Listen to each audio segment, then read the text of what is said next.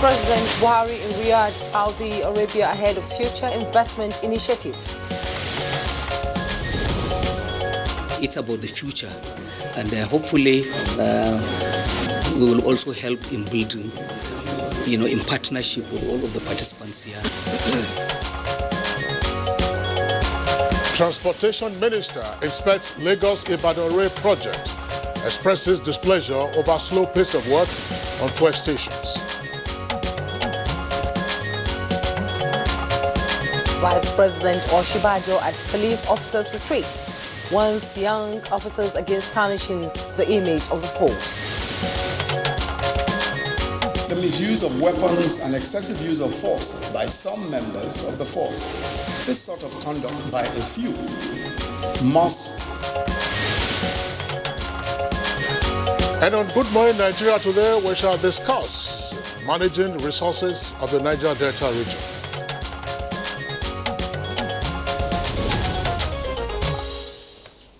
Since the discovery of crude oil in the 50s, there have been agitation by people of the Niger Delta region on the need to provide facilities in the region to cushion the effects of environmental hazards arising from the oil exploration. Well, these agitations have prompted succeeding governments to establish various bodies to respond to the environmental degradation and other infrastructural challenges facing the Niger Delta region. Some of the bodies include Oil Minerals Producing Area Development Commission, UMPADEC, Niger Delta Development Commission, NDDC, and Presidential Amnesty Program, in addition to the establishment of substantive Ministry of Niger Delta Affairs to meet the growing demands of the region. Now, for those purposes, billions of naira have been disbursed to those bodies, whether in the past or present, on usually monthly basis for several years by the federal government to enable those institutions discharge their statutory functions. But it appears that they have not lived up to the expectations as agitations have continued unabated. Kesley, the reason is not far-fetched. Allegations of massive corruption by the officials of the agencies right from the era of UMPADEC, which led to its replacement with NDDC. Well, in the past 20 years, allocation to the Niger Delta region has also increased with the injection of the 13% derivation and other special funds. But there appears to be no corresponding development as would be expected, even though the recipient states also complained that they did not receive the full receipts that are due them. And now, recently, President Muhammadu Buhari was receiving leaders of the Niger Delta region and said what is presently on ground in the South-South region does not justify the huge resources that have been made available to the organization. According to President Buhari, I try to follow the act setting up these institutions, especially the NDDC. With the amount of money that the federal government has religiously allocated to the NDDC, we would like to see the results on ground. Now, those that are responsible for that have to explain certain issues. The projects said to have been done must be verifiable. You just cannot say you spent so much billions, and when the place is visited, one cannot see the structures that have been done. Although the president also admitted that developing Niger Delta region requires enormous resources compared to other regions, he also ordered for forensic audit of the NDDC from 2001 to date. So, one question to ask is, how are the resources of the Niger Delta region being managed? And what is responsible for the lingering state of affairs in the region in spite of the sums allocated to it through various agencies? Now, could the underdevelopment of the region be attributable partly to some of the leaders of the region? Should the forensic audit of the NDDC be available to help unravel those who might have fleeced the Niger Delta region of its resources? In particular, what should be done to make the people saddle the responsibility of developing the region to focus on their assignment? This is Good Morning Nigeria, reaching you on the network service of the Nigerian Television Authority. My name is Kingsley Osadolo. Thank you for joining us. And I am Jumma Yusuf. Thank you so much for joining us on the program. We broadcast live on the network service of the NTA.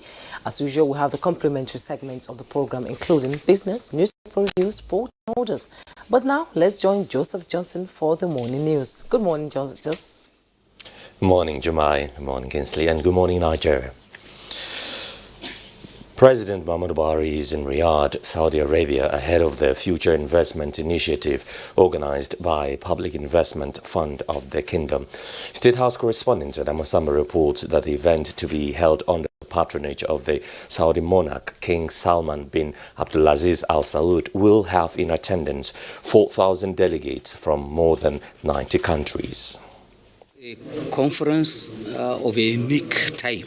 People, in effect, who will be here for about 3 days debating the future of investment. Which direction is it taking? Which direction is industry taking?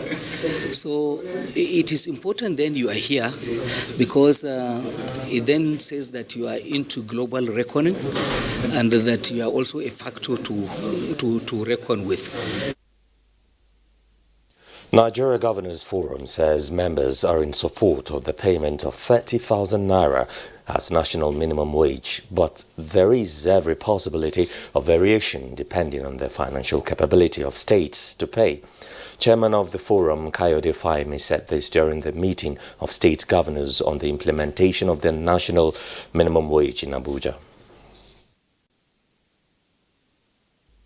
To are part of the tripartite negotiations, but states also know that there will be consequential adjustments, but that will be determined by what happens on a state-by-state basis, because there are different number of workers at state level, there are different issues at state level.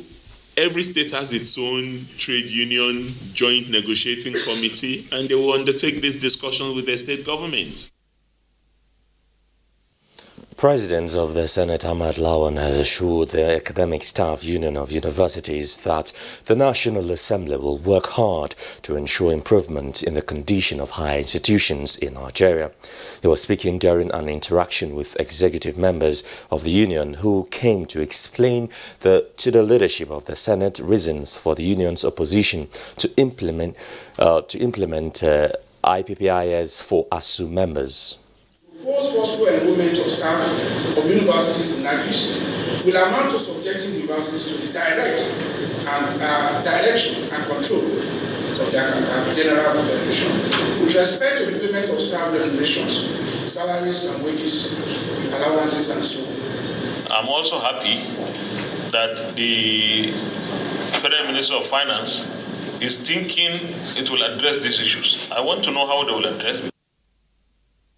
President of the Senate also granted audience to the Speaker of the Egyptian Parliament, Ali Abdel Al, the resolve to collaborate in the fight against terrorism, improvement in education and the power sector in Nigeria. Senator Lawan also met with the French ambassador to Nigeria, Jerome Pasqua. He assured the Frenchman that passing the petroleum industry bill will not frustrate international oil companies operating in Nigeria. Get profit for their businesses, because we want them to stay here. We want it to stay here, but we want it to be a win-win situation. A 3-day conference and retreat for senior police officers is underway in Lagos. The retreat is aimed at repositioning the force for the challenges of effective policing in the 21st century. Vice President Yemi Osinbajo commends the achievements of Nigeria Police Force over the years, especially now that global crime and criminality have taken new dimensions. The misuse of weapons and excessive use of force by some members of the force. This sort of conduct by a few must stop. The security threat being faced in our dear nation require urgent and well-thought-out solutions. Let us therefore roll out our sleeves and rededicate ourselves to our statutory duties in order to provide security that will not only place us above the criminal elements, but guarantee that we deliver our services in the most professional, civil, and lawful manner. Now, you have heard of Operation Sharandaji, Operation Harbin Kunama, all code names used by the Nigerian military to decimate all forms of criminalities and bandits in the northwestern parts of Nigeria. Now, Exercise Nazo is the latest air and ground operation launched by the Nigerian Air Force, especially targeted at bandits along Kaduna-Abuja Highway and Kaduna-Brenenwari axis. The commitment of the Nigerian Air Force to continuously develop its capabilities in the conduct of counter-terrorism, counter-insurgency operations, contain banditry, safeguard Nigerian Air Force assets, as well as confront other security challenges in all parts of the country. Essentially, this exercise is to give an insight into the difficulties that we are likely going to encounter in the future. The Joint Senate and House of Representatives Committee on Poverty Alleviation have urged the federal government to make provision for legal backing of all economic empowerment programs for greater impact and sustainability. This suggestion was made when the Ministry of Humanitarian Affairs, Disaster Management and Social Development appeared for budget defense at a joint session. Let us have a bill that will establish an agency under your ministry, which will be legalized by law, so that whoever comes after President Muhammadu Buhari will not think of tinkering with this program, because as far as we are concerned, this program touches the life of the downtrodden. Social investment program will contribute to the realization of the job creation and empowerment objective of the 2020 budget as outlined by Mr. President. Finally, with less than 4 weeks to the expected flag-off of the Lagos-Ibadan standard gauge rail line for free test running, all the 12 stations along the route are yet to be completed. Minister of Transportation Chibuike Amechi expressed his disappointment at the situation during his monthly inspection. How many months would it take to build here? You say 3 months. Before they dissolved cabinet, cabinet was dissolved May 29th, right? June, July, August. Don't forget, this was started before June. That is, no any contractor can solve this issue. And those are the news highlights for now. The program continues with Jumai and Kinsley after this break. Stay with us.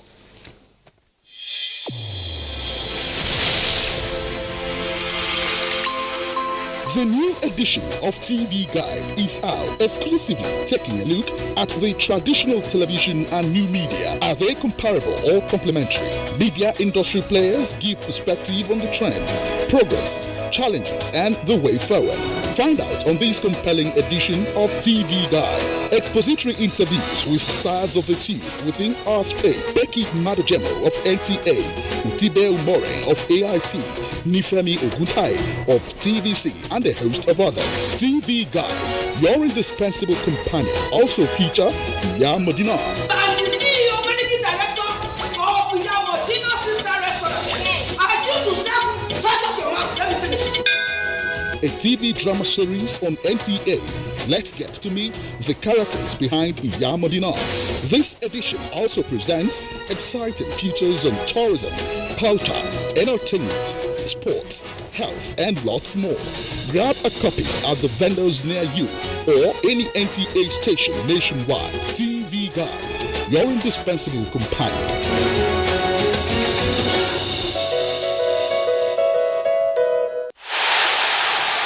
One quality sound. Want it bigger? Want affordable? Buy Cynics. Bigger, better.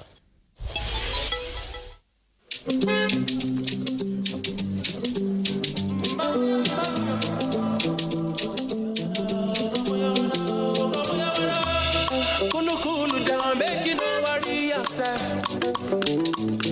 Why you want to carry wahala for your head? Don't be only you get matter for your mind. No. Forget your worries, don't on the door yourself. My brother, feel your mind. Enjoyment, don't be crying. Trust the little, live your life and be free. Free your mind with Airtel Smart Smart Talk and enjoy calls to all networks at a flat rate of 11 kobo per second. 7 naira fee on the first call of the day applies. Dial *315# to join. Trust the league to lead your life, free your mind. Airtel, the smartphone network. Nigeria Diaspora Investment Summit 2019 holds on the 6th to the 8th of November 2019. The summit will take place at the Banquet Hall Presidential Villa, Abuja, Nigeria. Theme: leveraging diaspora resources for economic growth. Sectors: agribusiness, education, training, healthcare, entertainment, sports, hospitality and tourism, infrastructure and real estate, manufacturing, extractive industries, telecommunications, technology and innovation, waste management and environmental remediation, transportation. For registration, visit www.ndis.gov.ng. For participation and sponsorship, please call 090-177-77008, 0817-2244-660. Convened by the Nigerians in Diaspora Commission.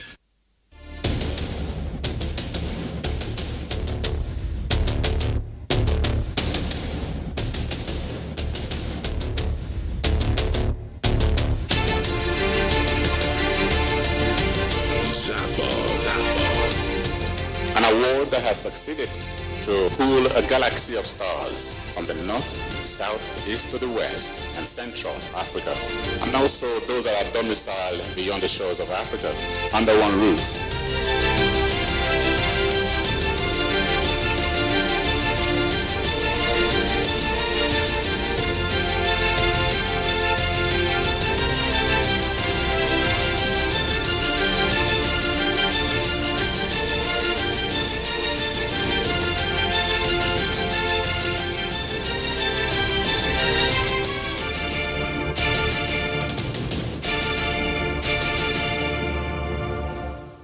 What we are really cultivating here is a better future for all Nigerian women, and it's not always easy.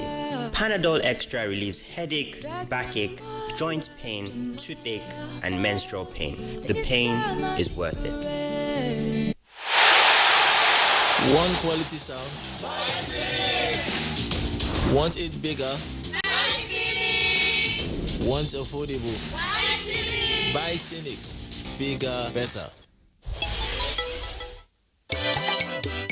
History was made in Africa with the birth of the first television station, WNTV, in Ibadan, Nigeria, on October 31, 1959. I have great pleasure in formally launching Western Nigeria Television, first in Africa. Television in Africa clocked 60 this year. It's time to celebrate this remarkable achievement. Various activities are lined up: photo exhibition, a colloquium, public presentation of broadcasting books, and a gala night. Be part of these events, powered by Foundation for Ibadan Television Anniversary Celebrations, FITAC, and supported by the Nigerian Television Authority, NTA.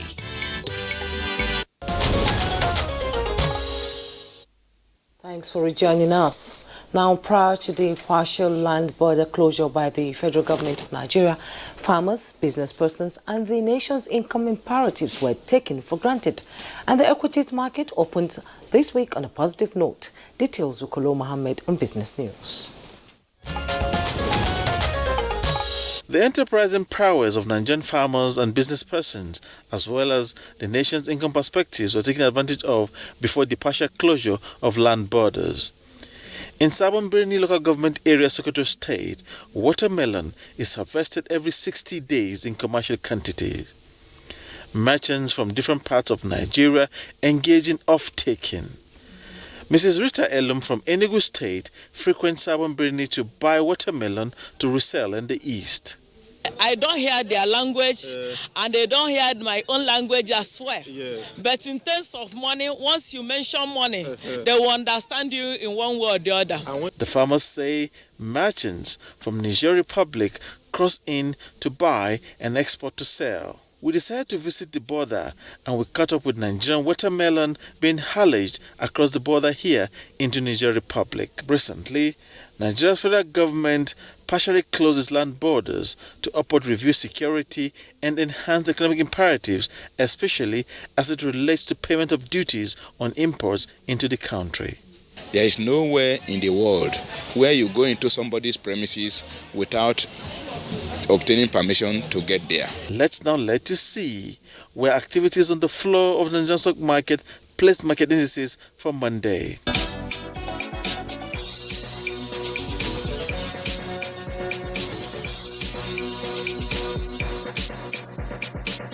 That's business news. Be with you again soon. Many thanks, Kolo, for the business packet. Next for us is a review of some of the papers we have.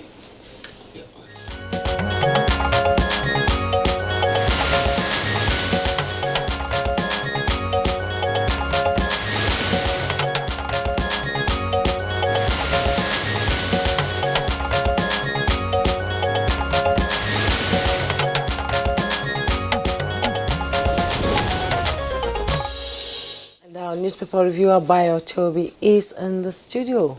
Welcome to Good Morning Nigeria. Thank you, Juma. Good morning. Good morning, Kinsley. Good morning, Nigeria. Okay. We begin the paper review this morning with the Leadership newspaper. Just below the masthead, most revenue agencies, Leadership newspaper, most revenue agencies don't remit funds. That's coming from the Senate President Ahmed Lawan. And PM President Muhammadu Buhari to head for London from Saudi Arabia. You find that on page 20. The bold headlines there, FG gives condition for reopening of Nigerian borders. The story is on page 4 with a rider to block fuel smuggling routes. And the picture story there, Chief of Defense Staff General Gabriel Oloni Shaki speaking during the closing of exercise Nazo. He's flagged by the Chief of Air Staff, Air Marshal Sadiq Abubakar Wright, Kaduna State Commissioner for Home Affairs and Internal Security, Samuel Aruan, is on white, and other senior military officers in Kaduna yesterday. And just beside the picture story, minimum wage. Federal government can decide for states. That's coming from governors. You find that on page 4. At the bottom plate of the Leadership newspaper, remains of Tafawa Balewa's wife buried in Bauchi. You find that story on page 6. Again, South Supreme Court strikes out suit challenging PMB's re-election. That's on page 13. 228 inmates escape as Katonkarfe prison collapses. That story is on page 16. And National Assembly to reform education curriculum. That's coming from Bajabia Miller. That story is on page 14. Okay, we'll take a look at the Daily Trust newspaper. Daily Trust newspaper, immediately below the nameplate, if you can see that on the screen. Smugglers' accounts in banks will be frozen, and that's attributed to the Central Bank of Nigeria. Details can be found on page 21. It says 228 inmates escape as flood hits Kogi prison. That's on page 6 in greater detail. The late story says, with a kicker, 5 months after inauguration, Ganduje, Buni, Wike, and 5 others here to appoint commissioners. 2 riders award multi-billion naira contracts, and lawyers differ. Then, right at the foot of the front page, you have 3 headlines. Tafawa Balewa's widow buried in Bauchi, and Budget Defense, Senate walks out minister, summons Fashola, and that's on page 4. On page 16, a northerner succeeding Buhari is third term. Details can be found inside of the paper. And from the Punch newspaper, above the masthead, Nigeria's unemployment situation is frightening. That's coming from the AFDB. You find that story on page 23. ASU meets Lawan, says IPPIS is calm. You find that story on page 8. After Saudi summit, Buhari jets off to the UK. That's coming from the presidency. You find that on page 42. Our neighbors must agree to tackle smuggling. That's coming from the CBN Governor MFLA. You find that on page 9. And beside the masthead, Warri Kaduna refineries to be repaired in 2020. That story you find on page 23. Again, Nigerian killed, others injured in South African attack. That story is on page 8. And the bold headlines of the Punch newspaper: minimum wage negotiations. FEC can't decide for states. That's coming from governors. With rider, Labour awaits FG's template. Once fire me. Wages Commission yet to get directive.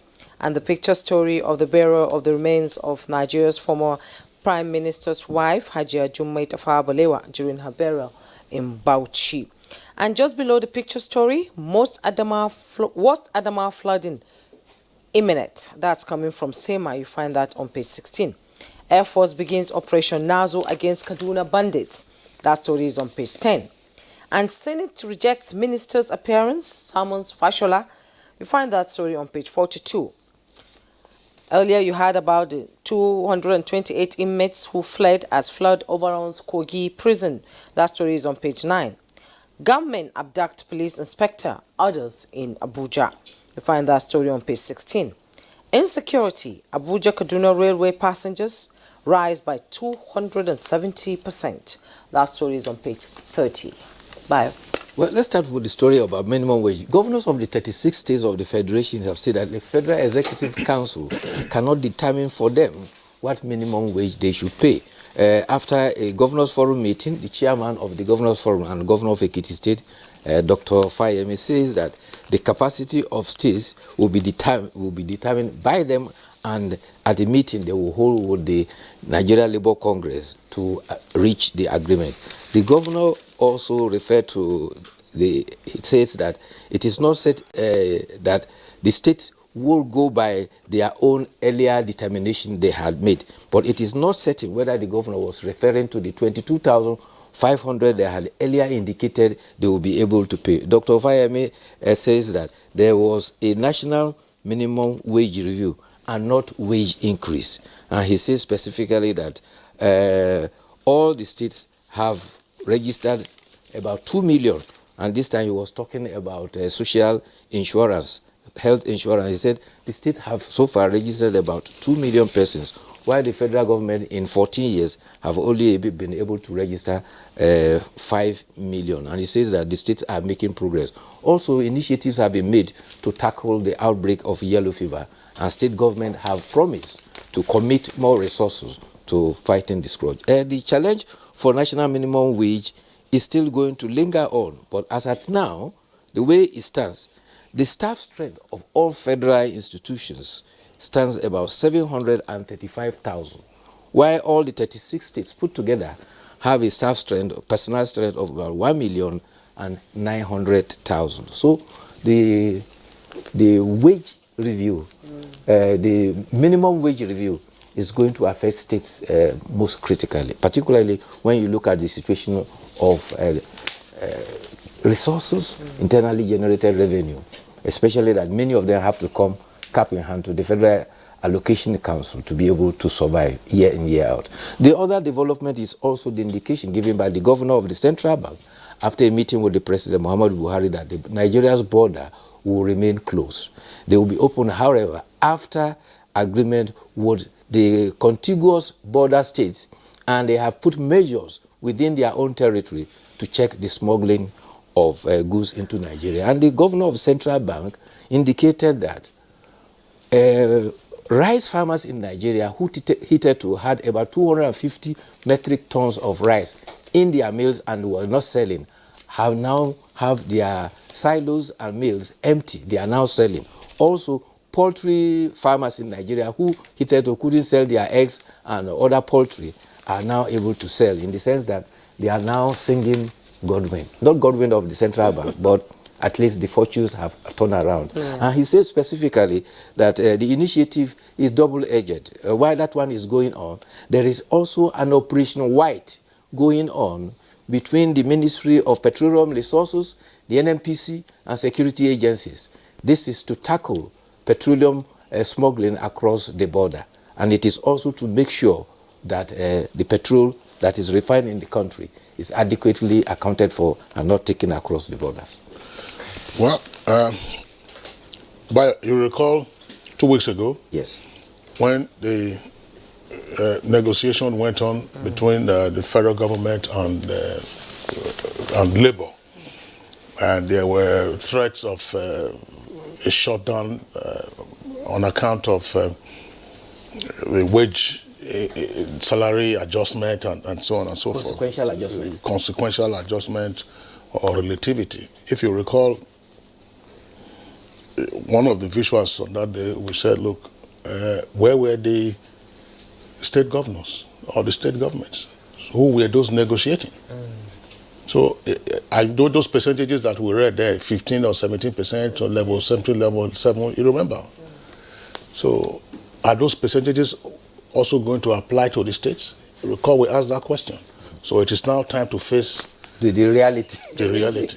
But what was even, I mean, in hindsight, what was even more crucial was, fine, assuming there was a breakdown in those negotiations between the federal government and organized labor, and then Labour went on strike.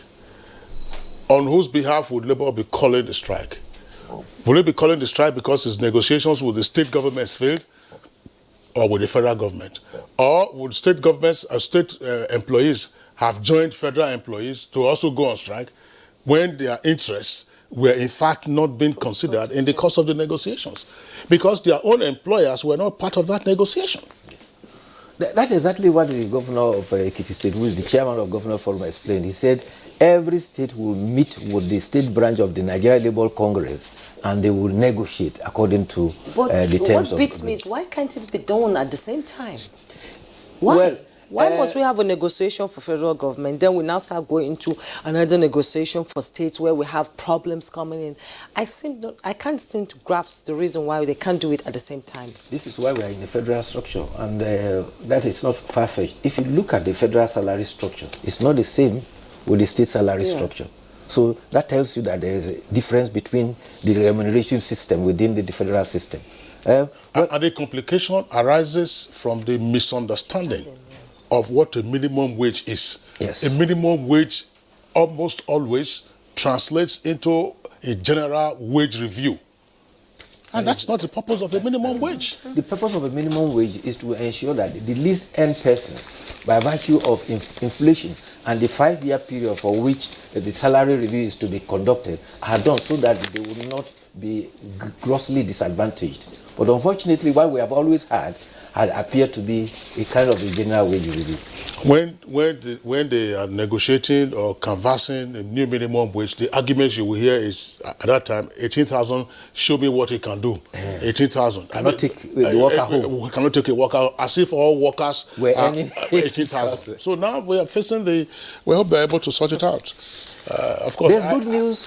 Nigerian Golden Eagles will today play their Ecuador counterpart in the Under-17 World Cup. You recall that in their first match played last week, they were 2-0 down and they were able to overcome Hungary 4-2.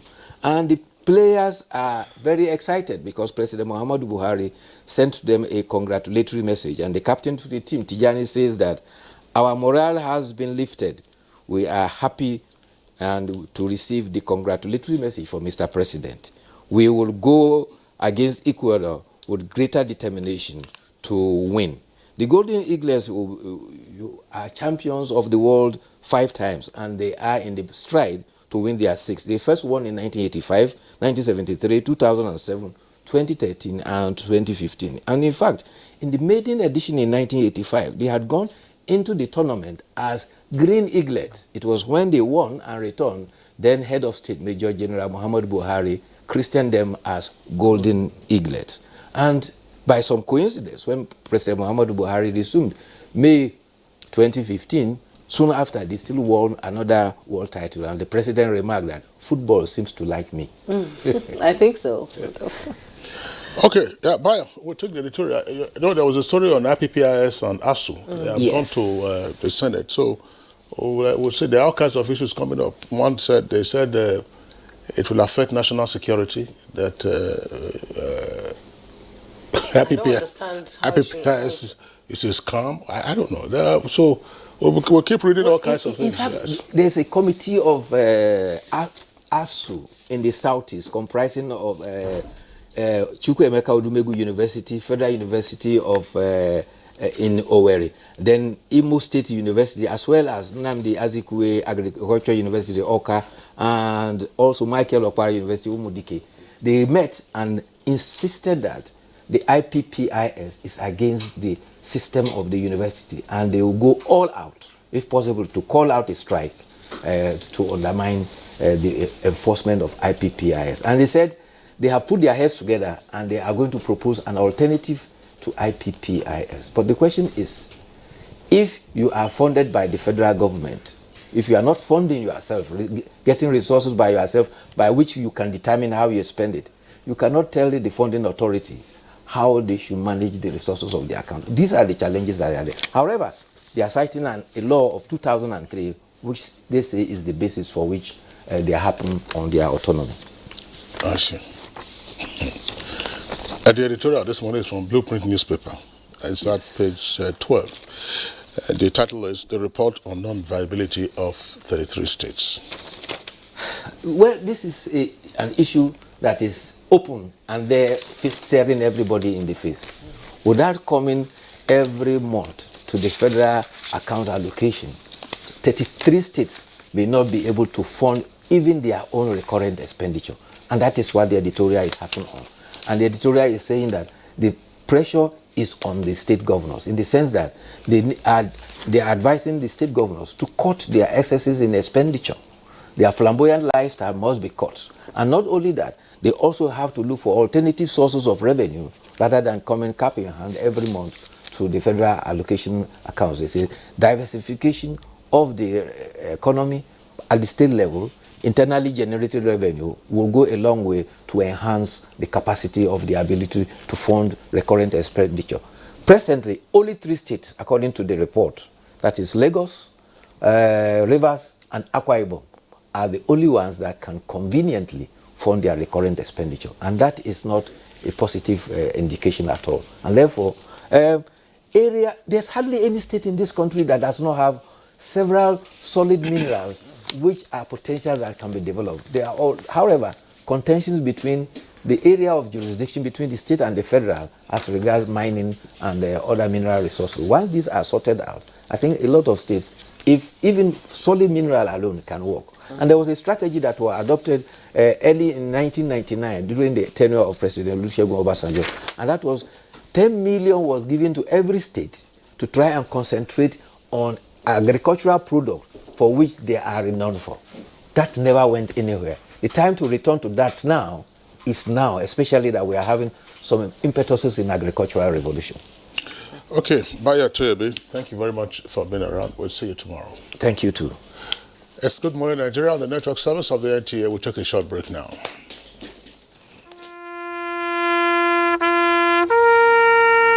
They are there at the crack of dawn. They are there busy preparing while we rise for our day. They are there silently, guarding, waiting, listening, and watching. They are there ready in the sky above and the waters below, in the blistering heat of the day, in the dead of night, willing, indefatigable, determined in the defense of the sovereignty of our country. They are our first line of defense and our last. They who have paid the ultimate price in defending us. They are fathers and uncles. They are mothers and sisters and girlfriends and boyfriends. They are brothers and cousins and best friends and neighbors. They are classmates, colleagues, and citizens of this nation. They are our defenders and deserve our respect, our prayers, our thoughts. Nigeria, please support our armed forces. One quality sound. Want it bigger? Want affordable? Buy Cynics. Bigger, better.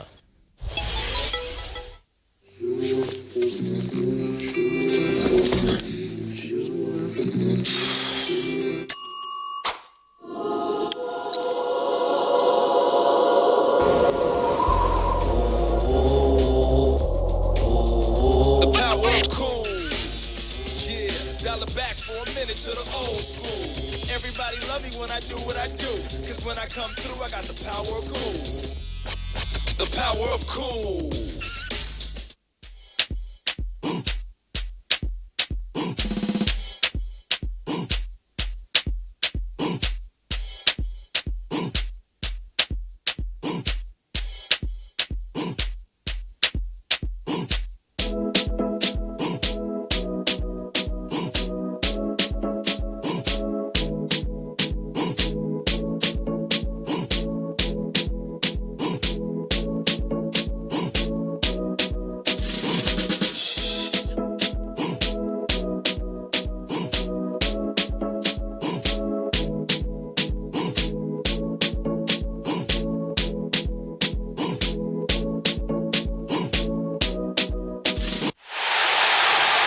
One quality sound. Want it bigger? Want affordable? Buy Cynics. Bigger, better.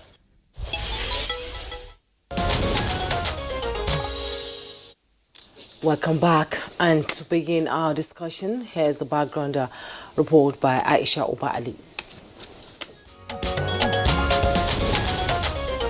President Muhammadu Buhari rose from a meeting with Governor of the 9 states of the Niger Delta region recently with a decision to audit the Niger Delta Development Commission. I tried to understand the interpretation of acts that dictate, the running of these institutions where we are putting so much money, especially the NDDC, because the amount of money which the federal government is religiously allocating to NDDC, we would like to see the results on the ground. The project must be verifiable. I mean, you just can't say you spend so many billions and then when you go, it's only the lagoon you see, and so you don't see the structures that are claimed to have been done. Those that are responsible for that, I think, will eventually be asked to explain certain issues. The federal government of Nigeria, even before dependency on oil for economic sustenance of the country, has always recognized the need to give back to the Niger Delta region of the country. To this end, the federal government has set up agencies to act as vehicles for delivering development to the region. From the Niger Delta Development Board, NDDB, established in 1960, to Oil Mineral Producing Areas Development Commission, (OMPADEC), established in 1992. Allegations of corruption reached in the management of the agencies, and then came the Niger Delta Development Commission, NDDC, in the year 2000. The NDDC, though, has improved a lot on the failures of agencies preceding it in empowerment and infrastructure development of the region. Issues of inefficiency, transparency and accountability in the running of the organization appear to be persistent, and fingers point to these allegations being the cause of the need for audit of the organization.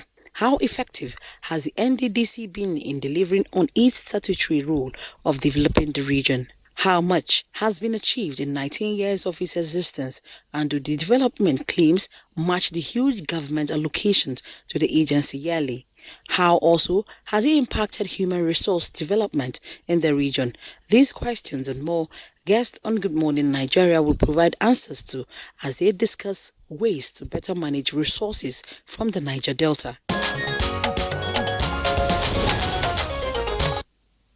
Thank you very much, Aisha Valley, for that background. Here with us in the studios to discuss this issue in further detail.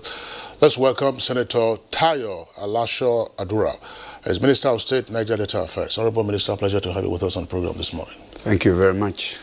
Also here with us in the studios, Senator Magnus Abe, is a former senator from Rivers State. Senator, pleasure to have you with us also on the program. Thank you very much. Okay. Also here with us in the studio is Senator Ita Enang, Senior Special Assistant to the President on Niger Delta Affairs. As always, a pleasure to have you join us. Thank you very much. And from Benin, we're being joined by Reverend David Ugolo, Executive Director of African Network for Environment and Economic Justice. He is also an anti-corruption and asset recovery expert. Good to have you join us on the program.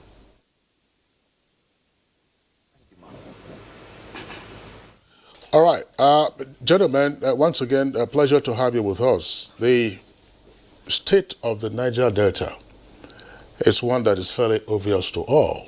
But it's said to be the nation's cash cow, but it remains an open wound.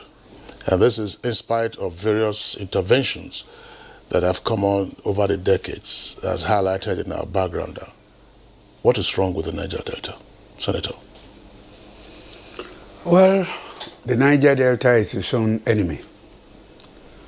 Government realized that the Niger Delta is a special area, and a lot of interventions have been done on PADEC, up to NDDC, up to 13% derivation for the states, up to the creation of the Ministry of Niger Delta in 2008. But what have we gotten? Most of the people who had administered all these agencies of government are from the Niger Delta. What have they done for their people? I keep on wondering why people should take as much as 13% derivation and do nothing for their people that you can see. The same thing with NDDC. I could remember as a member of the NDDC committee at the National Assembly in the Senate. I could remember one particular year where over 400 billion was allocated and budgeted for the NDDC. Go there today, what will you find? I think we are the enemies of ourselves. Senator Abe. Well, thank you very much. Let me say that this is a discussion that every Niger Delta son and daughter will be very, very interested in. The truth of the matter is that the problem is complex. First of all, I believe that a clear understanding of the mandate and expectation of the Commission is necessary. Because you find out that a lot of times when people get there, they think their obligation is to keep the oil flowing. That is not the purpose of the NDDC. So you find the NDDC making payments, quote and unquote, under the guise of keeping the boys happy. You have things like water hyacinth contracts. What is water hyacinth contracts? Many, many years ago, there was a time when these water hyacinth plants, took over the creeks and you couldn't even move your boats. And government decided to clear that water hyacinth by physically getting people to remove those plants.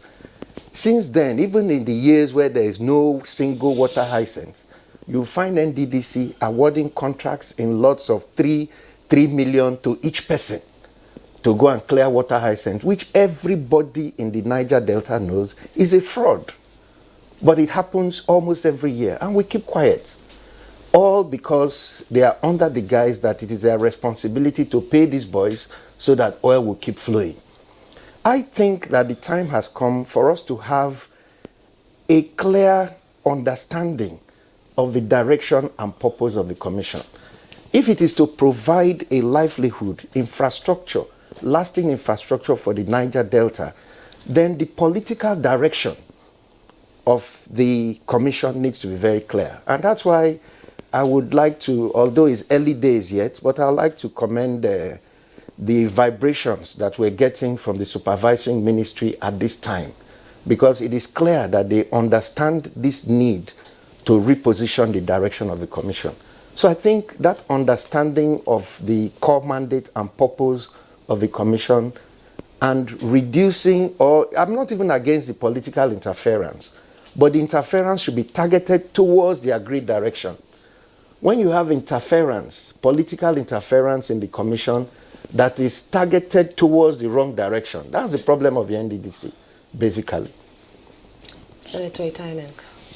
Yeah, I think that the Niger Delta development has been a question where the Niger Deltans owe the Niger Delta more than Nigeria owes the Niger Delta. Because the federal government has tried to provide as much as it ought to. Not enough though, but whatever is provided has a problem of being well utilized. First is the 13% derivation. Second is the abolition of the onshore-offshore. You remember before the abolition of the onshore-offshore dichotomy, a state like Akwa Ibom was receiving about 800 million naira a year. I mean a month rather. But today it receives between 17 to 22 billion. And yes, a month. And other states also, which have oil offshore, that is for the abolition of 13%. Then you have the going to clean up investment. Then you have the amnesty program. You know, that one last year had 65 billion. This year it has 65 billion provided. Then you have the Niger Delta Development Commission. And in all this, when you go to see what has been provided on the ground, the worst accounted for is that of the 13% derivation which goes to the states. That one, the state governors, in actual fact, with the greatest respect, do not properly seem to appreciate the essence for which it was meant. Now, most states, a few states have what they call State Oil Mineral Producing Areas Development Commission, which they ought to target some of the monies that they make from the, they derive from the 13% derivation to the development of the oil producing communities. But you see, it doesn't go there enough. Some of them believe that the NDDC would, provide in those oil-producing areas, whereas the 13% derivation perhaps is used in the urban. And when they set up the Oil Mineral Producing Areas Commission in their respective states, they don't particularly fund it or draw attention to what it ought to be. Therefore, I believe that flowing from what we've seen thus far and what we've discussed here, we need to have a retreat, a new conversation on the Niger Delta Development Commission. Now, when we considered the Petroleum Industry Bill in the House of Representatives and when we considered in the Senate, there was this question of where and how should the monies that goes to the Niger Delta be spent? Should it be spent on the oil-producing states or should it be spent on the oil-producing areas? Agreed. You have to develop the urban or the areas of the states to have access to the areas where oil is produced. Now, there should be a situation where a target or targeted development is made to the oil-producing areas. And I believe that if you make targeted development to oil-producing areas, you may not need to say, look, I want to settle the boys, because what you call the boys, they have grown into men. Now, the men will now be active and busy enough, one. Two, they'll be educated.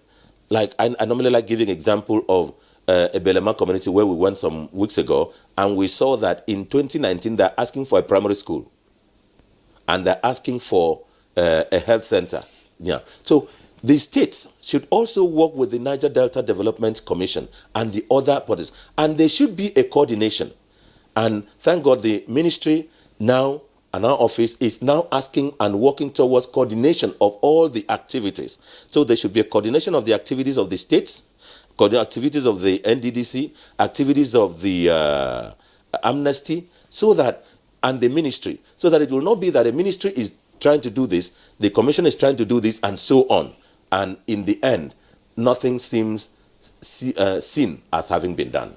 All right, Senator Itanag, thank you very much. Let's go back to our Benin Network studios, where we earlier introduced the Reverend David Ugolo.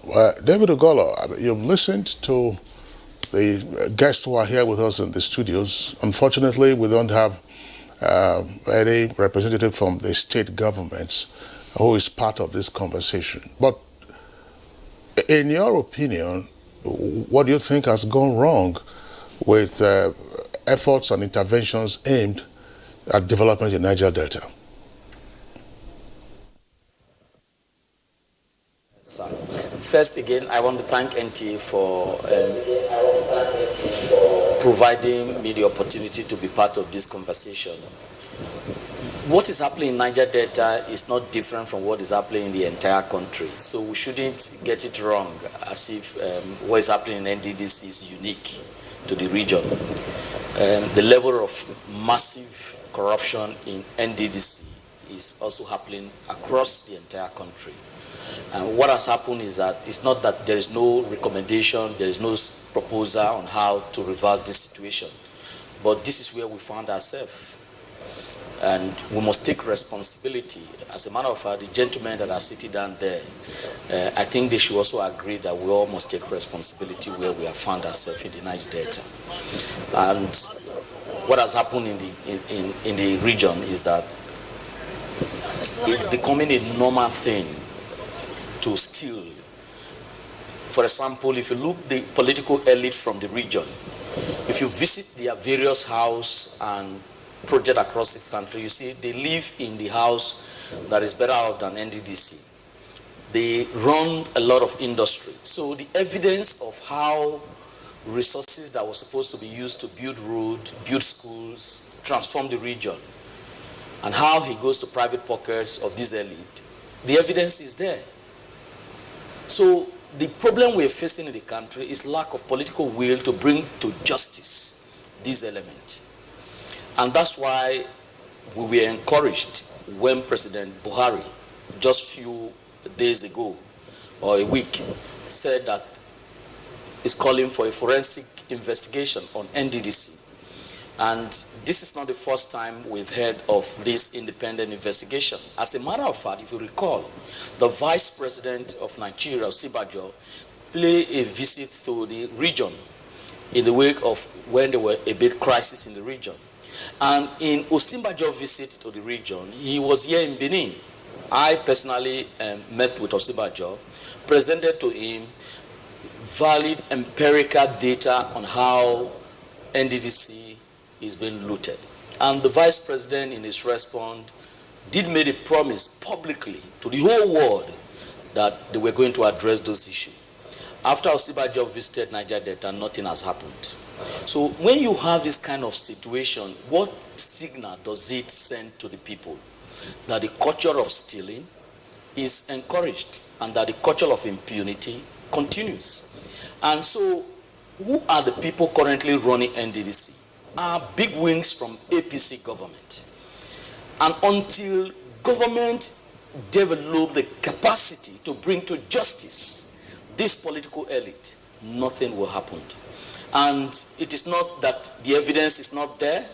The money that are supposed to be meant for development in NDDC that goes to private pocket goes through the bank, the EFCC, the ICPC, they have all this evidence. But unfortunately, what is missing in the whole entire discussion, how do we bring this political elite to justice? And that's where we'll begin to watch.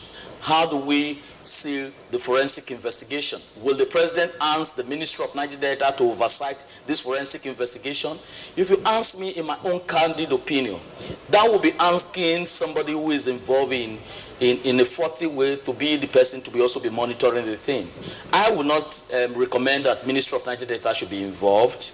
We should look for an independent audit firm to carry out this investigation, because first, the political elites in the Ministry of Niger Delta are all involved. Even from the presidency, there's no way you can get a contract of 1 billion without... I don't know. The Reverend David Ugola, we will return to you in the course of this conversation. Just to come back to the guests here with us in the studios. Honorable Minister of State, you did say that the people of the Niger Delta are their own enemies, as it were. It's probably useful to go back in time and also see, that's in recent time, the Niger Delta Development Board of the 60s is a bit too remote now. But Umpadek suffered a similar fate that we are seeing with the Niger Delta. It's just with the Niger Delta Development Commission. It's just that the NDDC has had more longevity. Now, is it the conception of the commission itself? Because Umpadek was a military creation. But it turned out that Umpadek was seen as a honeypot to which the military powers sent their cronies and friends to go for some harvest. And these cronies and friends were all members of the elite class from different parts of the country, not necessarily from the Niger Delta. Some of them were from the Niger Delta, but others were from different parts of the country. Is it a conception that has been carried over into the NDDC that they just see it as a honeypot, whether the NDDC gets its full allocation or otherwise, contracts just keep going to those who are connected? Well, thank you very much. I don't think so. I think it is our way of looking at ourselves and our development. If you decide to develop yourself, you will, regardless of the supervening circumstances that you have found yourself. Like I said earlier on, when I was Commissioner for Finance in Ondo State, we set up what we call a SOPADEC in Ondo State. And like Senator Etan said, a lot of the money that came for this 13% derivation were directed at developing the oil-producing areas of the state. Just a paltry sum of money was used every year for the development of other parts of the state, not more than 20%. The remaining 80% were targeted at developing the areas that really produce the oil and which are degraded every day. You cannot compare Akure, the state capital where I come from, with what is happening in Ibokoda in Ondo State. In fact, the texture of the land, if you want to build a kilometer of road in Akure and you have 120 million naira, you will build a fantastic 1 kilometer of road. But if you have 120 million naira and you want to build it in Ibokoda, you will just do surface dressing and that will be the end of it. So it is the people. And when the Reverend was talking about the political elite, it's not the political elite. I had been in government and I know, and I'm sorry to say this, that the most corrupt element of governance is the civil service. There is nothing any political person can bring out of government without the cooperation and even the leading of the civil service. Because they are the ones who will write the memos, they are the ones who will do the contracting, they are the ones who will sign whatever needs to be signed. The political elite is to give direction. They are the ones who are even if you don't know how to steal, they are the ones who will come to you and teach you how to do it. So when we are talking about all these things, we should also direct our attention to those people who nobody thinks about. And they are the ones. If you look at Abuja here, most of the big houses you will find here are owned by civil servants. But at every stage, it is the political elite that are targeted and talked about. But I want to assure you that my experiences starting from 2003 up to date shows that the two must be addressed. The political elite must give the direction, must have the political will to do the right thing, and the civil servants must be supervised properly, looked at properly. In fact, I was talking to some people some time ago and I said if I were younger and I had to do a coup in a country like this, that the first thing I would do is to gather everybody from assistant director to permanent secretary, put everybody in ocean liners, take them to the deepest sea, deepest part of the Atlantic Ocean, and sink them with myself so that I won't have to come back and give any reason why I did it. And let Nigeria start afresh. Unless we clean all these people, purge them of these things they have, we will never make any progress. And for the Niger Delta, it is the fact that we Niger Deltans who should fight for the development of our people and our land are the ones that are giving all these soft contracts that we are talking about.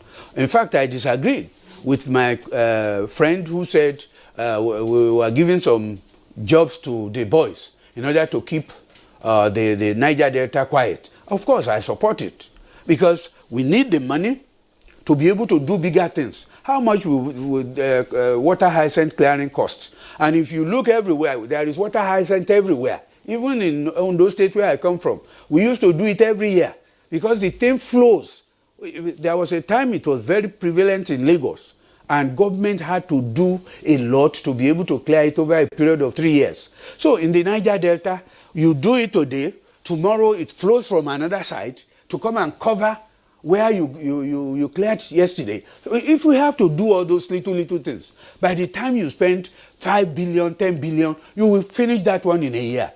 What happens to the remaining 390 billion after spending 10 billion naira to ensure that the place is okay? Is it necessarily the case, Senator Magnus Abe? I know that you want to respond to some of these issues that Senator Alasho Adura has indicated, but let's face it, he talked about making a distinction between the bureaucratic elite and the political elite. That's a point that has been canvassed several times on the rotten state of our public service. But in terms of visioning, because you talked about how money is spent, you just dole out money for the boys. In terms of visioning, has there something been wrong with the conception of, say, in this case now, what NDDC should be doing? They're struggling to sink one borehole somewhere, sinking to paint one broken down structure and so on and so forth, rather than looking at, say, mega projects or semi-mega projects with a capacity to catalyze socio-economic activities. Is there something wrong? That's the point that I've been trying to make here. First of all, like I said when I was making my point, maybe the Honorable Minister did not get it clearly. I said there are years when the water hyacinth is an issue, but there are years when it is not. Everybody knows that if you really want to help people, the best way to help people is to create an environment in which people can develop themselves. Giving money to people has never helped anybody. If you keep giving money to people, you have to keep giving them money, you have to keep giving them money, and you will not grow the pot from which the money is coming. But if you use money to create an environment that fast tracks development, that creates opportunities for people, some of the people that you would have given money to this year, by 5 years' time, they themselves will be in a position to give others money. That's what the NDDC ought to be doing if it is to help Nigeria. But if you look at the NDDC as a way of giving people money, as if that would in any way help to develop the region, it will not. Secondly, I want to say that the argument and the conversation that we need to have in the Niger Delta is to have a clear idea of where the NDDC should head. It doesn't matter who runs it. It doesn't matter who runs it. It doesn't matter who works there. But if we as Niger Delta people are clear as to where we are headed, then no matter who it is, 3 of us are seated here now, and if you listen to us talk, everybody has a slightly different idea of where the NDDC should be going. And that confusion is reflected in the actions of the NDDC. What causes the whole contract award scam that we're talking about? Every new management comes, they want to empower their own people. So if they carry the money they have to go and pay the people that were awarded contracts by the last administration, they don't get anything. Their own supporters don't get anything. So what do?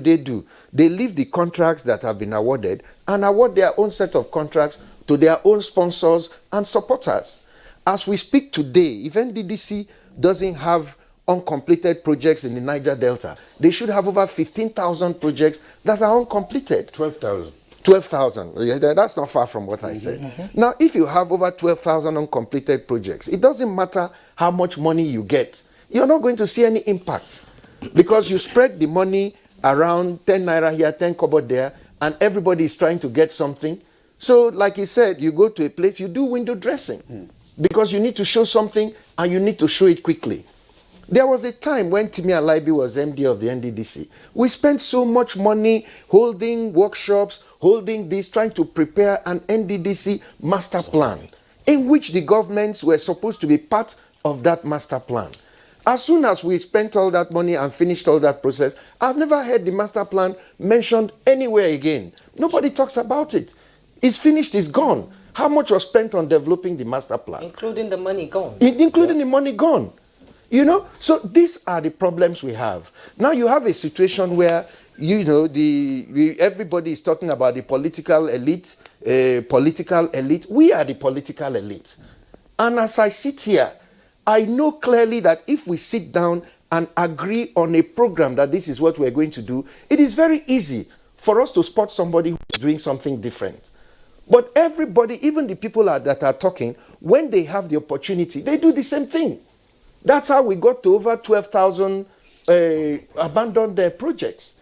So I think that what the president has done for us this time now, to call attention to this thing, gives us a new opportunity to have a new discussion. If Senator yes. Ita, is that discussion likely to hold, considering the many entrenched negative interests playing out in the Niger Delta? I think it's likely to hold, and it will definitely hold. And of course, Mr. President has asked, look, let us do forensic audit. And what is the essence of the forensic audit? It is to determine how much has been gotten and spent. And this forensic audit, in the course of the conversation, we will also go to discover and discuss whether the NDDC and other bodies that earns money in the name of the Niger Delta are, one, interested in revenue mobilization, or they are only interested in spending. Two, whether they are interested in investing the monies or in spending the money, because there is a question of soon oil will be not important again. How will the area survive? Now, going to the first one, people in the NDDC or persons and political leaders in government have almost always been satisfied or complacent about how much money comes in. Now, the act, the way we made the act in 2000, the way the law was made in 2000, said that the act, the commission should be funded with equivalent of 15% of what the Niger Delta states gets. Two, the oil company should contribute a total of 3% of their budget of each of the oil companies. Three, components from the Ecological Fund and others. Now, what we've struggled over the years is that whatever the Ministry of Finance gives, everybody goes to want to feast on it. Feasting not in the terms of spillaging, but just concentrate spending that because it's much. But when we conceived it, it was that if you give 15% of the equivalent of 15% of what the totality of the 9 states have, it will be enough it will be much to spend on the project. But sometimes when you see the national budget like this year, I think it is 80 or 90 billion. Some years you have 110 billion, and that is when there is arrears. Whereas what the federal government should give should be more than 300 billion if you consider the total equivalent of 15% of what the Niger Delta states take, including the offshore components. Now, so the conversation must just also progress from how we spend to how much we get to be enough. Now, the other conversation, which is very important and should be the lead of the discussions now, should be oil will still flow, but given the scientific progression where we now have the solar, alternative energy, the green energy, should we not spend money that comes to the Niger Delta Development Commission and comes to the Niger Delta region, either in terms of the derivation and other ends, on oil alternative projects and programs which will sustain the community and the citizens after oil, and which will keep generating money for Nigeria after oil. This is the new era this is the new conversation that should be embarked upon. We should take example. I want to apologize. I sincerely apologize. I'm not insulting any people. I'm not wanting to hurt any people. But I want to say that Nigeria benefited from Enugu and the zone from their coal. And when coal finished, Nigeria quietly moved away, leaving Enugu and the part of the south, a great part of the southeast, with the erosion and other ecological problems. And nobody talks about it now in terms of what we now get. That is what the coal we used in running the locomotives, and it was what earned revenue for us. Now, should we not start thinking about it in the Niger Delta today, that when we have revenue from oil, we should talk about how much do we spend on infrastructure now, and how much do we spend on infrastructure and programs that will exist and subsist and earn revenue for the country after oil, earn revenue for the states after oil, engage and employ the people of this area after oil, including the blue economy and other things. Well, Senator Itaina, thanks a lot. I'm wondering, gentlemen, you keep talking about having a new conversation, the role of the political elite. About 10 years ago, the idea of the braced states came up, incorporating the states of the South. That's Bayelsa, Rivers, Akwa Ibom, Cross River, Edo, and Delta. But it seemed to have collapsed, soon after its takeoff. Can the political elite in the South, in the oil-producing Niger Delta, have a common agenda other than, unfortunately, what it seems to be identified with today? One, political violence, and then mismanagement of resources. Can there be a consensus generated along the line to say what you say now, what Senator Abe is saying, and what the Honorable Minister is saying, that look, we have to have a new focus? Is it possible? It is quite possible if we are determined. I started my conversation by saying that we are the enemies of ourselves. If we decide to succeed, we will succeed. Discussions had been had in the past, like Senator Abe said, which after generating ideas, such ideas were dumped, all the money spent, wasted. The ideas also wasted, because ideas that you generate and you don't follow up is wasted. I think it is the reorientation of the elite that we have to do first. Get those people who we give direction to be directed properly. It is after we are directed properly that we can direct others. For God's sake, the forensic audit that was ordered by Mr. President, we should be ashamed that it is Mr. President that is ordering it. We ought to have audited ourselves, seeing what we are doing as not in the best interest of our people, in the best interest of our region, and make amends. But we have failed to do that. And somebody who has the interest of this country and the interest of the Niger Delta, who is not a Niger Delta, had come to say, we have been giving you money.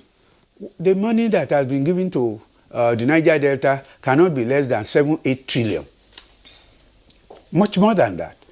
Through NDDC alone, we are not talking of other bodies that had been in existence before. But what have we done with that money? So the man says, go and do forensic audit. And forensic audit is a little bit different from what my friend Senator Enang is talking about. What he is saying is that we have given you money. We have asked you to use this money for the development of the Niger Delta. Let us see what you have done with that money. And it is not going to be done by the Ministry of Niger Delta, although the Ministry of Niger Delta will supervise it. It's going to be done by professionals. In the last 1 week, we have put advertisement out to say that professionals who are interested should show their interest in the job. We will contract engineers, we will contract accountants, we will contract all the people that can give us a fair overview of what has happened in the Niger Delta in the last 19 years, according to what Mr. President wants. We cannot continue to go the way we are going. And we are saying that even in the interim, those people who know that they have collected money and have not performed can go back to site. What we want to do is not a way of witch hunting anybody. What we want is that the Niger Delta should be developed. Money that has been released for projects, such projects should be carried out and concluded and done as best as possible. Because like all of us sitting down here will know In the Niger Delta, you cannot, like I said before, you cannot tar a kilometer of road like we will tar it in Kano. Because in Kano, the land is firm, and you just remove the black soil, you meet the red soil immediately. And then you can start putting layers upon layers of what you want to do. But in the Niger Delta, within a kilometer, there could be 3 different types of texture of land that you have to work on. Areas you will drain, areas you will concrete, areas we have to just remove the black soil and add and pile and pile. So our people, we need to know how the monies that have been released over the years have been spent, and whether they were just done to make other people rich, like we all know. That's what has happened most of the time, make other people rich. But I believe those people who are from the Niger Delta, who had been running the place, it's not one person or the other. Right from 19 years ago, it has been Niger Deltans running that organization. What have we done for our people? Is it good? Is it evil? And if it is evil, people may have to be called to account. The bodies that could do this after the report are there. I'm sure you know, Mr. President, once the report reaches him and he feels that such things should go to EFCC or any other body, he will send the report straight to the EFCC for them to be able to do their job. Thank you so much, Honorable Minister. Coming to Senator Magnus Ibe, so much have been talked about the Niger Delta. And then we come back to the issue of stakeholders. You've been part of the system, most of you people that have been leading the Niger Delta region. And some people say, why is there been an encouragement in the conspiracy of silence? Well, first of all, let me say that sometimes when things go badly, it's not always bad. It's good sometimes that things should go badly. Because when things get bad up to a certain point, nobody has to go and tell people that this thing is bad. Everybody can now see it for themselves that, no, this thing is bad. So it becomes easy to address it. But if the thing is just surface, when you want to come and say it's bad, you become the bad person. So I think that the extent of underdevelopment of the Niger Delta has become an embarrassment to all of us. And it has also become clear to the people of the region that we need to change the way we behave and we need to change the way we act. I think that foundation makes what is going to come now easier than it would have been if it was not for the way things have gone. But where we are now, and they're talking about the political elite, with all due respect, the political elite is just a reflection of the society. How many people in the society are ready to make the sacrifices that are needed to turn things around? We talked about the culture in the NDDC of people, when they get in, the first thing they want to do is to satisfy their own constituency. Who are those making those demands?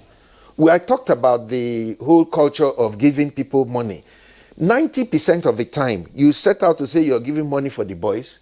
The same boys come back to say they didn't see anything. It's the civil servants and the politicians that shared the whole money and they said they gave to us. We didn't get anything. Every day you go to NDDC, there is fight, physical one. They block the gate, they fight, say they didn't see anything. So all these things have come to a point where I believe that what Senator Itainan is saying is what we all should be saying. Namely that we need to sit down and have a fresh conversation. We need to be clear about what is acceptable and what is not. We need to be clear about what you can do and what we cannot do. And we need to be clear that those who breach the understandings that we reach forward will be dealt with in the way that all of us can see and understand that this kind of behavior will no longer be tolerated. I think that's where we need to go from here now. All right, Senator Magnus Ibe, thank you very much. Let's return to the Reverend David Ugolo in our Benin Network Center. Reverend Ugolo, well, tell us something also about the apparent conspiracy of silence. We see this, for instance, in the monitoring of political activities at the state level. State independent electoral commissions, for instance, don't measure up to a scratch of what the INEC is doing, but you find that all attention, for instance, is on INEC. Why have civil society organizations been in an apparent pact of silence over the shenanigans, say, at the NDDC? Thank you, sir. First, again, I must thank NTA for this conversation, because it's very important for us to be able to put this in the public space so that there is a response. Your question again, there is no silence from civil society in the last 20 years. I personally have been involved in revenue transparency campaign in the region for the past 20 years. And I'm sure that our friends that are there will attest to the fact that they have seen this face every time speaking about the need for revenue transparency. What has happened, sir, is that, like I said earlier on, there is a culture of impunity. Even if we raise our voice, nothing happened. It didn't start today, it didn't start yesterday. Until we reverse this culture that when somebody is exposed, there must be consequence. In the absence of consequence that have brought us where we are today. The evidence of what has happened in the region, that few political elite are taking advantage of the weak system, either at the state level or at the federal level. The evidence is there. But what has happened is that we have not been able to muster the political will to bring to justice. And that's where the issue of the recent executive cease order that the president initiated in the last regime, in the last tenure, in his first tenure, is very important in the context of Niger Delta. The resources that have been stolen from the NDDC are there in the public. For example, those buildings you see in Abuja, you see in Port Harcourt, you see in all the places, are money traced to NDDC contract. And I completely agree that there's need to be consensus, there's need to be new thinking, there's need for a new norm. And in moving forward for this new norm, there should be understanding on how we can get it implemented. And so civil society are very willing, and that's why I want to again use this opportunity to say that we, civil society in the Niger Delta, are very willing to be part of this forensic audit. We, the citizens of the Niger Delta, we want to be part of this forensic audit. It should not be top-down approach. It should be bottom-up approach. The citizens have evidence. They have empirical evidence of where the money is. They know those who have stolen the money from NDDC. They can provide evidence to those experts. Those experts fly in from Abuja to Port Harcourt to Warri. They probably will not have the real evidence. So we, the citizens, like I earlier on mentioned, have provided evidence. We have carried out research. We have shown documents where this problem really lies. But what has really happened that has continued to put us where we are today is that there is no response from our cry. The EFCC, ICPC need to be empowered to be able to take decision, because the only way either political elite or civil servants in NDDC can stop what they are currently doing, it is when there is consequence. Once there is consequence, people will stop the behavior. And the only way to change the current behavior, the current norm, which is unacceptable and which is the current practice, the patron-client system, it is only when there is alternative. And the only way to drive that alternative is what the president have just started, by announcing, calling for an independent forensic audit.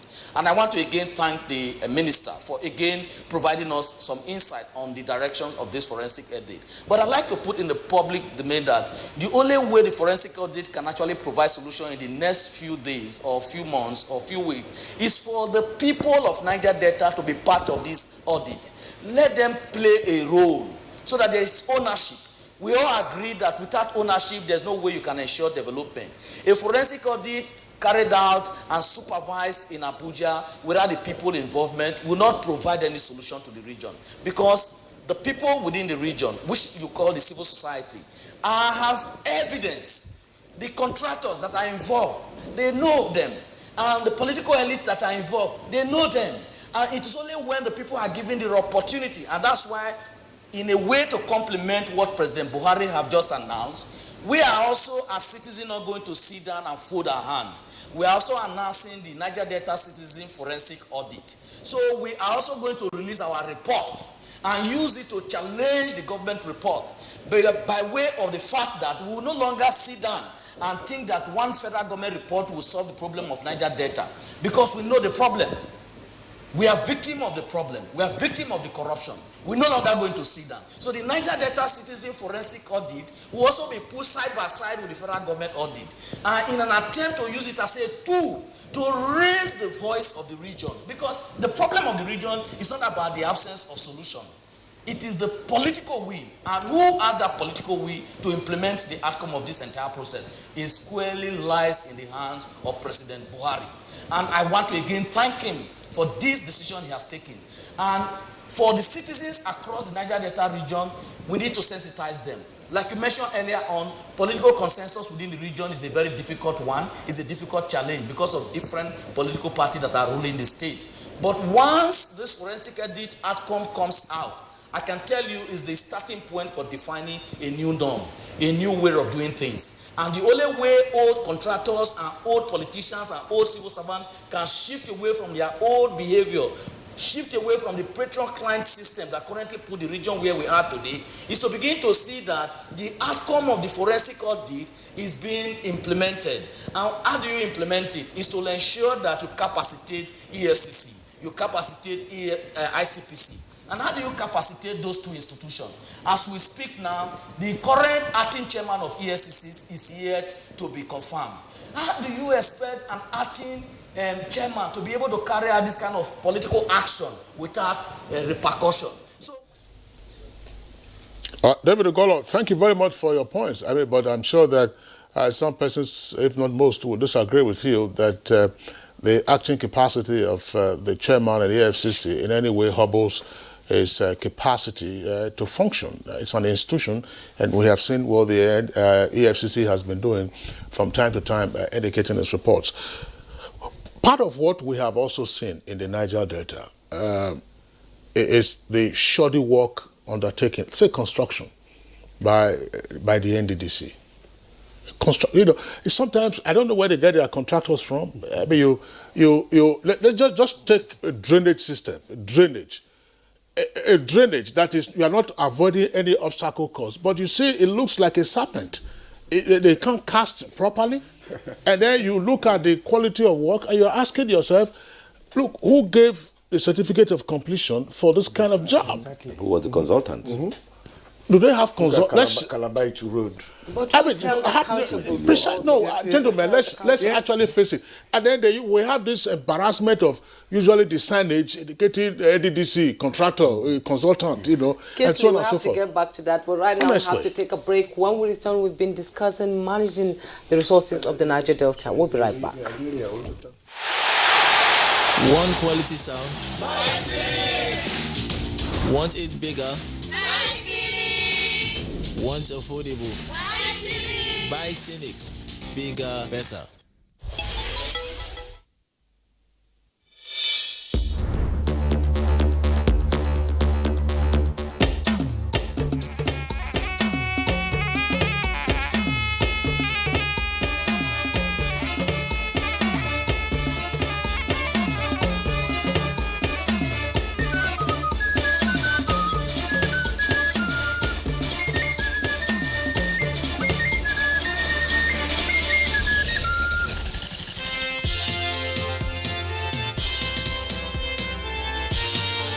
You are about to witness the commencement of the most stimulating and compelling contest on television.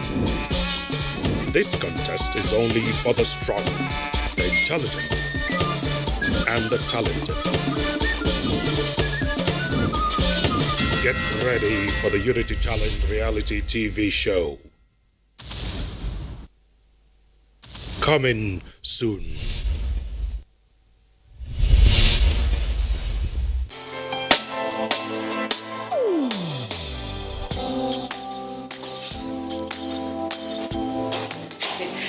Chief. Good morning, sir. You are here already? No, now my spirit there, my body there for house. What kind of question is that? Were you not the one that fixed this meeting for 8 a.m.? You are now coming by 10 a.m. and start asking me jab questions. But Chief, now, I'm sorry. Don't you also go late for meetings sometimes? You know now, African time. No more African time. And no more pancaking of face during office hours. At the end of the day, we will lose valuable time. We will not make progress. If we want to move this nation forward, we must treat business as business and respect time. Change begins with me.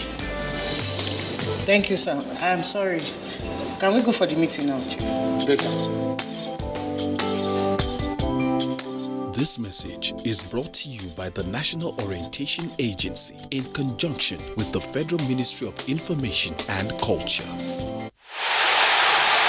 One quality sound. Want it bigger? Want affordable? Buy Cynics. Bigger, better.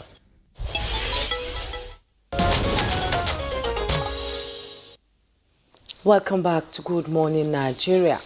We've been discussing managing the Niger Delta resources. Senator Itainang, you say there should be a new conversation. A forensic audit of the Niger Delta development from 2001 to date. Yeah. Where do we begin? Well, we begin, thank God the Ministry of Niger Delta has taken the appropriate steps. They have advertised for persons interested to express interest. After that, there will be selection of them and different professionals in different areas. But yes, from where we begin again is that we're not just looking at the monies of the NDDC. We shouldn't just look at the monies of the NDDC. We should also look at other monies that has come into the Niger Delta through the 13% derivation, through the onshore-offshore abolition, through the amnesty program, through the high prep, and other sources.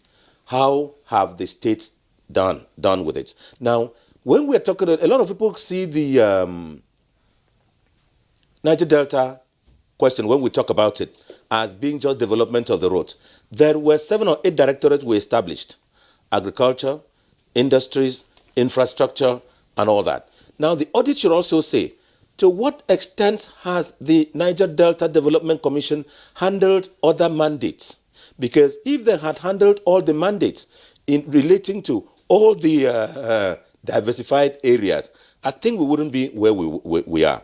Now, when we budget in the National Assembly for the NDDC, we normally make provision for what will go to each of these departments to make sure all areas, agriculture, fishing, small-scale industries, and infrastructure are done. The audit will also find out to what extent has they been complied with.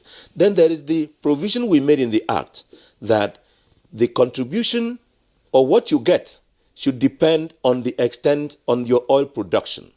The audit should also go to find out how many, to what extent were states given projects, programs, and investments which was equivalent to what their oil contributions are.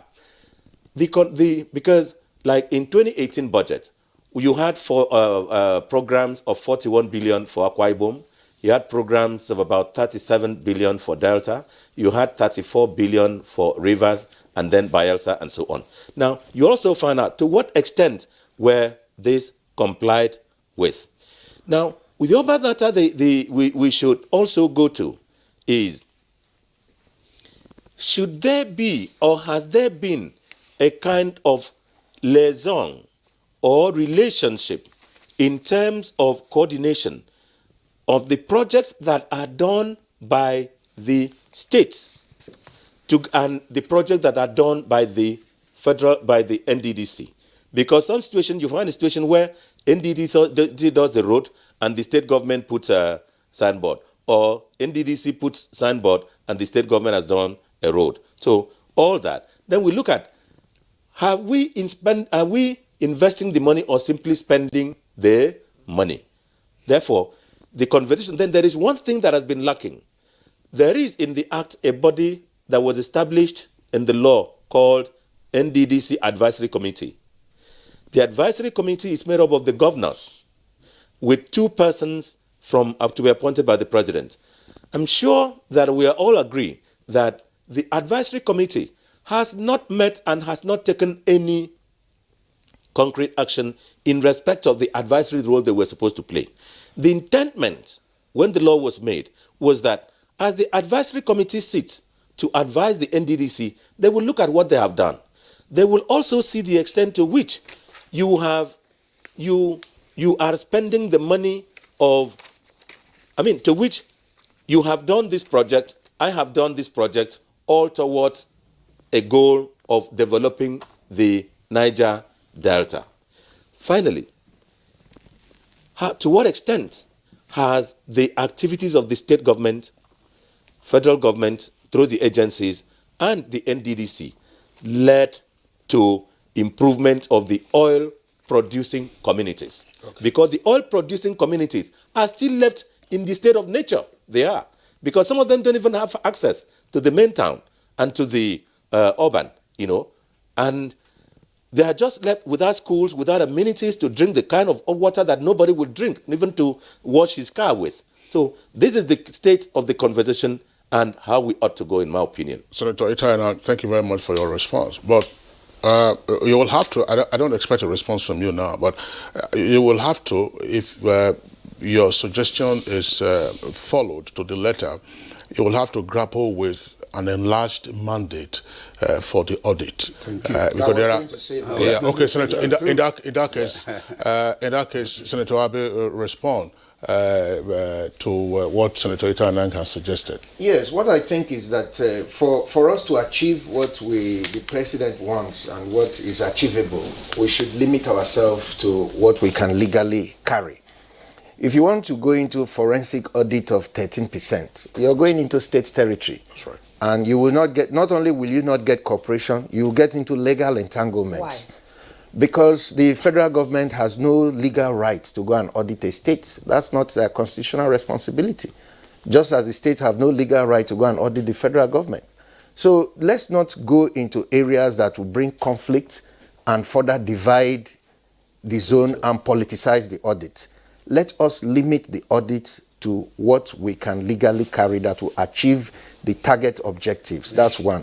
Secondly, I want to say that some of the issues that Senator Itainang has identified were already part of what was done in the master plan, because the states were involved, the NDDC was involved, and everybody was to make input and work from there. But that wasn't followed, because people simply took their own different directions because of what they were targeting to gain. It all boils down to the fact that it got to a point where the NDDC became more of a machine for economic actualization of personal interest than for the infrastructural and economic and socio-economic development of the region as an entirety. I'm wondering, Senator Magnus Abe, part of the point you just raised now, particularly the last one, the evidence is writ large that appointment into the NDDC board is a life changer. Life changer. I mean, there are some accounts that state that NDDC officials also get the so-called security vote, running into millions. You just spend money. And contracts are awarded, and nobody is held to account. Again, you said earlier, I mean, the Niger Delta people are their own worst enemies. But why have the people themselves, who are the ultimate beneficiaries, why have they allowed this, to fester? 20 years. Well, I agree with you. I was, browsing through the 2019 budget of NDDC recently, and I marveled the amount of money that are allocated to each directorate. Each directorate and each office. Yes, it's unbelievable. Yes. Directorate of Finance, so and so, hundreds of millions. Managing Director's Office, billions. Millions. This, I wondered, what type of arrangement is this? So, These are part of the areas where forensic audit will touch. The forensic audit cannot do all the things we are talking about, like Senator Abia said. But the good news is that we in the Ministry of Niger Delta Affairs have decided to dust those documents that you are talking about. We must have a new direction. We must all sit down again. The mere fact that we have done it once and it didn't work and no progress was made does not mean we are going to give up. We are not going to give up. We are going to be challenged. We are going to challenge ourselves. We are going to give ourselves targets and have what we will call developmental targets. And to start it is this discussion that we must have. It must encompass everybody, even the civil society organizations. Those are the areas that they can be useful, not through forensic audit. Forensic audits are for experts. I had done it for many years, and I know that it is mainly called value for money in another sense of it. You have 10 naira. We ask you to use this 10 naira to do so and so. How much? How did you spend the money? Did you get value for 10 naira, or you spent 10 naira and got value for 2 naira? That is what the forensic audit will bring out at the end of the day. And from there, you can now start developing other steps. We can now call the civil society organizations and say, what do you have? This is what we have. Come and let us see what you have. Then we compare. It's not, you cannot do the two pari passu. It has to be done separately. Honorable Minister, what I want to understand is, all these things we've been talking about this morning, will it be possible without a good security network in place? Of course, there will be good security. If we are asking professionals to go and do this work, we will also provide security for them. We will ask Mr. President. His project, he asks us to do it, and I believe he will give us all the wherewithal, to carry it out. And we will also want the people involved. The way to be involved is to let them know, sensitize them. Let them know that what we are trying to do is for the good of the region.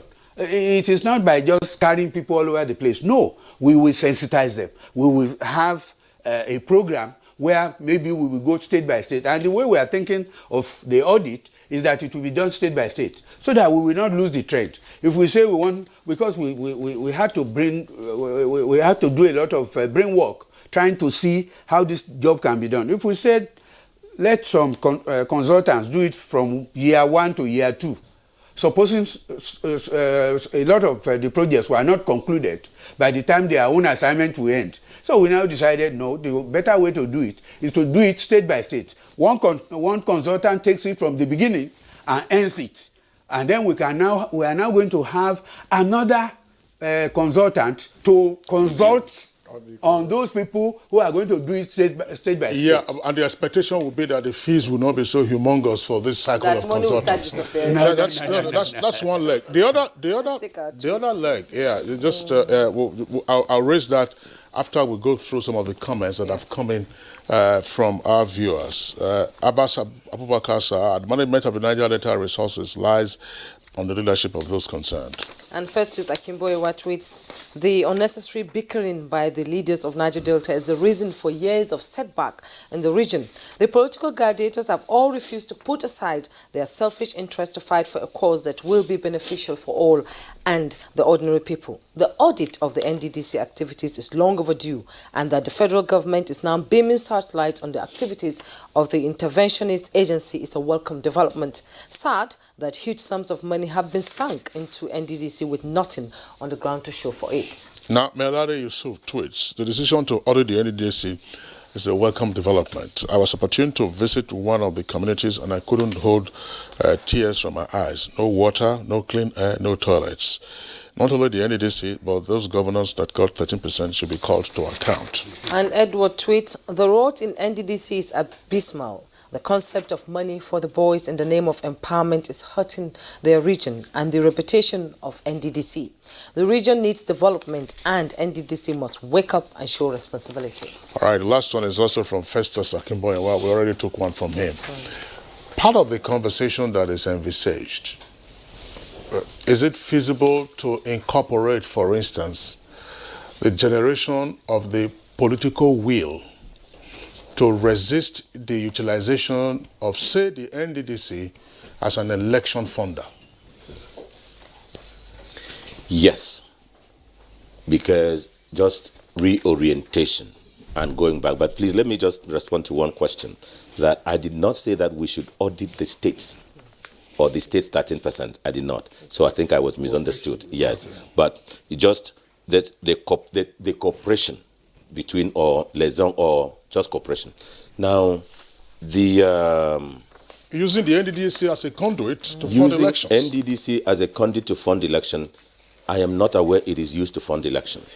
But I know that men who have been in these positions, if it comes to the time that you are to contest election, they resign. And there is always funds for any person who is contesting election. Even if it is a political party, the political party has its own money to fund election. The problem is that is the individual, the purpose of going in. If we are able to change the concept of Nigerians, of some people, that the purpose of a public office is not to go and enrich yourself or make money. It is for the purpose of going to render service. By the time we are able to change our opinion and people's perception, and not just the person who goes there, it is also the public or his supporters who appreciate him for going there. Sometimes they don't appreciate you for going there to render service. They look towards you as the person. So you have the problem from the people and from the person himself. But if you go to a place with a determination that you are going to render service, you are going to change the situation, you will not think of money to fund election from there. You will not also think of funding your party's election from there, because that is not the purpose for which it was meant. But you will empower people. You will also be able to, these jobs it is people that are doing, and so on.